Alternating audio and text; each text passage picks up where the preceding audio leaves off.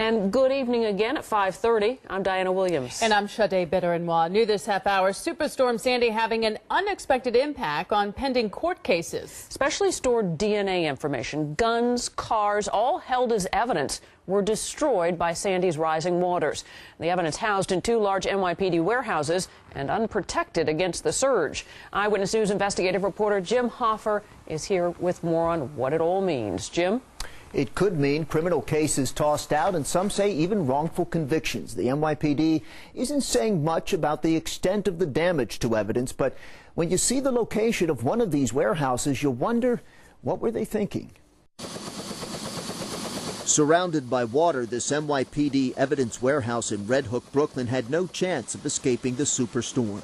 What little preparation was taken to protect the facility proved no match for Sandy's surge. Same for this evidence warehouse in Greenpoint. Reportedly, thousands of barrels of stored DNA evidence, as well as guns and drugs at both facilities, came in contact with sewage-contaminated floodwaters.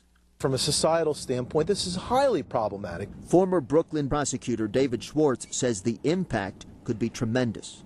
You will have a significant number of cases where that evidence will have an effect on the trial. Already, it's reported the courts are feeling the impact, with police testifying that evidence in some cases was inaccessible. Some attorneys for the poor fear the damage will result in wrongful convictions.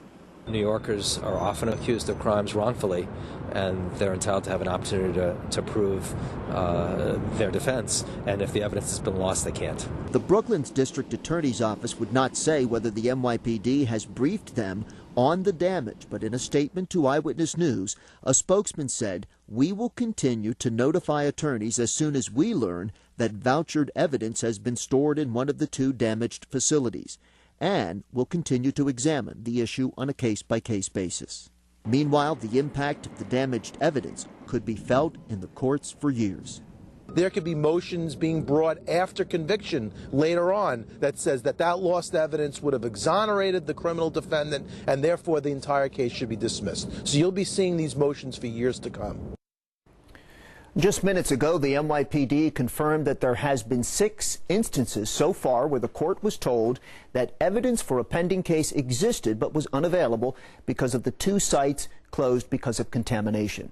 Deputy Commissioner Paul Brown telling us in a statement that a lot of the evidence has already been tested for DNA, and those samples are preserved by the medical examiner. However, Brown states, quote, "It is unknown how much evidence will end up being lost entirely, but it is expected," he says, "to be considerable." Sade? What a story. We'll be sure to